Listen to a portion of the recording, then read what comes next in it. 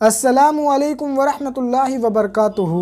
दोस्तों, आज आप सभी के लिए बड़ा ही इबरतनाक वाक़या लेकर आया हूँ एक अल्लाह वाले के हवाले से। जब ये आप वाक़या सुनेंगे तो आप भी हैरान रह जाएंगे। दोस्तों, मैं इस वाक़े की तस्दीक तो नहीं करता, लेकिन ये वाक़या मैं आप सभी को महज इबरत के तौर पर सुना रहा हूँ, क्योंकि हम सभी जानते हैं कि जो बंदा अल्लाह की रज़ा के लिए काम करता है, फिर अल्लाह ताला उस बंदे को बड़ा नवाजता है और फिर हर मखलूक उस बंदे से मोहब्बत करने लगती है, चाहे वो जिन्नात हो, हैवान हो या परिंदे हो। मेरे प्यारे दोस्तों, मैं आप सभी को बता दूं कि जो अल्लाह ताला के नेक बंदे होते हैं वो हमेशा शरीयत के दायरे में रहकर ही काम करते हैं और कभी भी शरीयत से हटकर कोई भी ऐसा काम नहीं करते जिससे अल्लाह की नाराज़गी उन पर आए। आप सभी को बता दूं कि एक अल्लाह का नेक बंदा दरिया के किनारे से गुजर रहा था। जब वो दरिया के किनारे से गुजरा तो वो जगह उसे बहुत ज़्यादा पसंद आई और ऐसे वक्त में उस अल्लाह के बंदे ने यह ठाना कि मैं यहीं पर ठहर के अल्लाह की हम्दो सना को बयां करूँगा। और फिर दोस्तों, वो जो नेक शख्स था वो अल्लाह ताला की हम्दो सना में लग गया। इस चीज़ को देखते हुए लोग उस बंदे के करीब आते और उससे दर्स हासिल करते,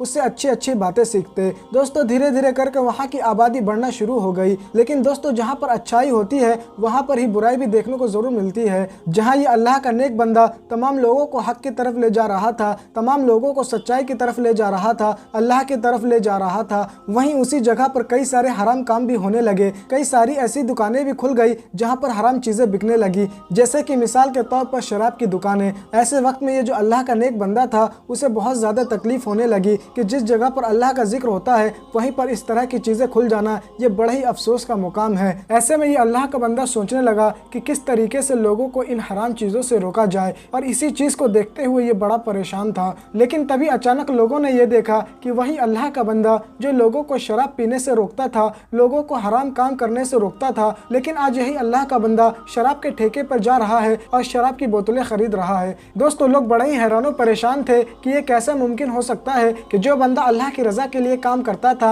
अल्लाह के लिए काम करता था, आज वही बंदा शराब की बोतलें खरीद रहा है। यकीनन दोस्तों, तमाम जितने भी लोग थे जो उस अल्लाह के नेक बंदे से मोहब्बत किया करते थे, उन तमाम लोगों के दिलों में उस बंदे के लिए नफरतें जागने लगी। वो तमाम के तमाम लोग अब उस अल्लाह वाले बंदे को बुरा जानने लगे। लेकिन ये अल्लाह का बंदा जो था फिर भी लोगों के दर्द और तकलीफ को सहता और यकीनन अल्लाह का शुक्र अदा करता। मेरे प्यारे दोस्तों, एक दिन की बात है कि उसी नेक शख्स यानी अल्लाह वाले बंदे का इंतकाल हो जाता है। ऐसे वक्त में तमाम शहर के जितने भी लोग थे वो ये बात कहने लगे कि हरगिज़ हम इसको गुस्ल नहीं देंगे, हरगिज़ हम इसके जनाजे की नमाज को अदा नहीं करेंगे, हरगिज़ हम इसे कब्र में तदफीन नहीं करेंगे। दोस्तों, लोग तरह तरह की बातें कर रहे थे। ऐसे वक्त में उसी शहर का जो बादशाह था वो अपना लिबास बदल कर उसी दरिया के किनारे टहल रहा था कि तभी अचानक उसने बहुत ज़्यादा भीड़ भाड़ को देखा। तो फौरन ही वो वहाँ पहुँचा और लोगों से सवाल करने लगा कि भला ये कौन शख्स है जिसका जिस्म यहाँ पर पड़ा हुआ है और इसको कोई गुस्ल क्यों नहीं देता, कोई इसके जनाजे की नमाज क्यों नहीं पढ़ता, कोई इसे कब्र में तदफीन क्यों नहीं करता।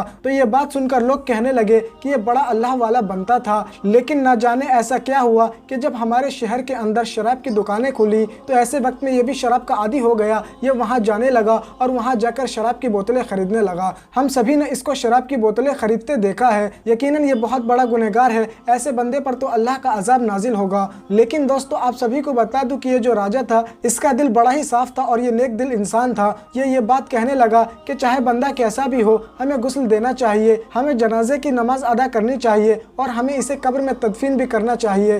दोस्तों, लेकिन कोई भी राजी ना हुआ। ऐसे वक्त में ये जो बादशाह था फौरन ही उस अल्लाह के नेक बंदे के शरीर को लेकर उसके घर पहुंचा और उसकी बीवी से सवाल करने लगा कि बताओ ऐसी कौन सी बात थी, जबकि ये अल्लाह का नेक बंदा था, अल्लाह की हम्दो सना को बयां करता था, लोगों को हक की तरफ लाता था, फिर ये अचानक शराब का आदी कैसे हो गया, ये शराब की दुकानों पर क्यों जाने लगा, ये शराब की बोतलें क्यों खरीदने लगा। दोस्तों, ये बातें सुनते सुनते उस नेक शख्स की जो बीवी थी उसके आंखों में आंसू आ गए और कहने लगी, मैं तो मना करती थी, हमेशा कहा करती थी कि आप ऐसा ना करें, लोग आपके बारे में बुरा ही जानेंगे, लोग आपको बुरा ही कहेंगे, आप चाहे कितना भी अच्छा बनने की कोशिश करें, चाहे आप कुछ भी कर लें, लोग आपके जनाजे की नमाज को अदा नहीं करेंगे, लोग आपको कब्र में तदफीन नहीं करेंगे। इन बातों को कहते कहते वो औरत रोती जाती। फिर बादशाह ने ये बात कही कि बात क्या है, पूरी तरीके से बताओ। तो दोस्तों, ये जो औरत थी वो ये बात कहने लगी कि दरअसल मेरे जो शौहर थे वो बड़े ही नेक थे। जब इस शहर के अंदर शराब की दुकानें खुल गई, हराम चीज़ों की दुकानें खुल गई, तो वो बहुत ज़्यादा परेशान रहा करते थे और सारा दिन वो जो भी कमाते उसका 1/4 जो होता वो मुझे देते और बाकी जितने भी पैसे बचते उन तमाम पैसों का वो शराब खरीद लिया करते थे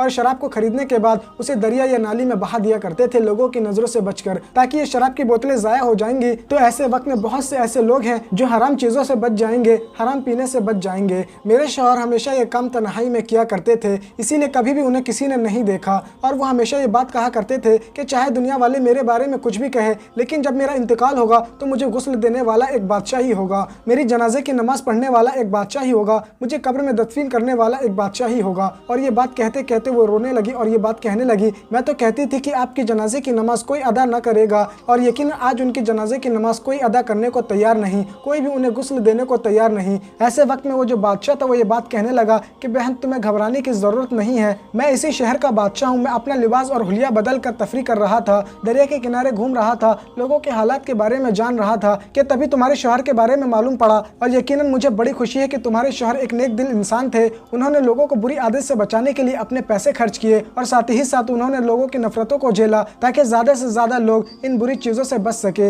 यकीनन मैं तुम्हारे शौहर की जनाजे की नमाज भी पढ़ूंगा और साथ ही साथ उसे कब्र के अंदर तदफीन भी करूंगा। दोस्तों आपको बता दूं कि गुस्ल भी दिया गया उस नेक दिल इंसान को और साथ ही साथ जनाजे की नमाज भी अदा की गई। जिस वक्त जनाजे की नमाज अदा की जा रही थी, तमाम तरह की मखलूक जो थी वो वहाँ पर गर्दनें झुकाकर खड़ी हुई थी। लोग ये देखकर बड़े ही हैरान थे कि बड़ी ताज्जुब की बात है कि आज से पहले हमने किसी के जनाजे में इस तरह की चीज़ें नहीं देखी। हर तरह के जानवर मौजूद थे, हत्ता कि जब कब्र में तदफीन करने की बारी आई तो ऐसे वक्त में एक बड़ा ही भयंकर सांप जो था वो उस जनाजे के सामने आ गया और ऐसा महसूस हो रहा था कि जैसे वो सलामी पेश करने के लिए आया है। लोग देख के बड़े हैरान थे, लेकिन वो जो बादशाह था वो ये बात कहने लगा कि तुम्हें घबराने की ज़रूरत नहीं है, ये सांप हमें कोई नुकसान नहीं पहुंचाएगा क्योंकि ये अल्लाह का नेक बंदा था और शायद ये सांप उसे सलामी पेश करने के लिए आया है। दोस्तों लोगों ने बड़ी ही हैरत भरी निगाहों से देखा कि वो जो सांप था वो खुद ब खुद वहाँ से चला गया और उसने किसी को कोई नुकसान नहीं पहुँचाया। दोस्तों ये बात बिल्कुल सच है कि जो बंदा अल्लाह की रज़ा के लिए काम करता है, अल्लाह से मोहब्बत करता है, तो फिर अल्लाह ताला कायनात के तमाम मखलूक के दिलों के अंदर उस बंदे के लिए मोहब्बत को पैदा कर देता है। इसीलिए हमेशा वलियों का एहतराम करना चाहिए, उन्हें कभी नाराज़ नहीं करना चाहिए।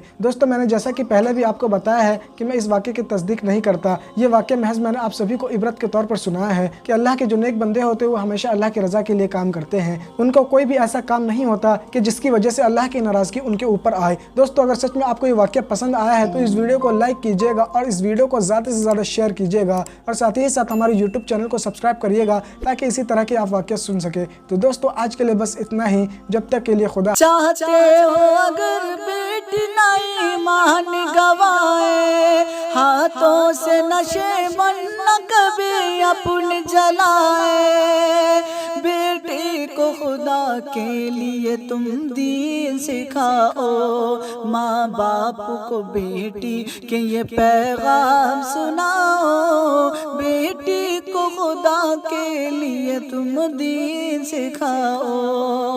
बचपन से अगर दीन का जज्बा न जगाया, आँखों में अगर शर्म का ज़ेवर न सजाया, बचपन से अगर दीन का जज्बा न जगाया, आँखों में अगर शर्म का ज़ेवर न सजाया, बेटी को अगर सीरत ज़हरा न पढ़ाया, फिर बेटी की ईमान की तुम खैर मनाओ, बेटी को खुदा के लिए तुम दीन सिखाओ, बेटी को खुदा के लिए तुम दीन सिखाओ।